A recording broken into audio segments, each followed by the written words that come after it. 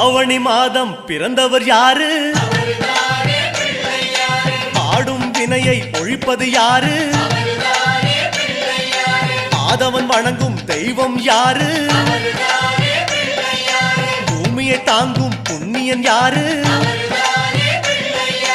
அனலாசுரனை தின்றது யாரு? ஆணவம் நீக்கும் நாயகன் யாரு?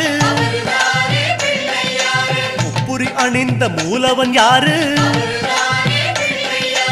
அவரும் வாழ்வது எங்கே கூறு?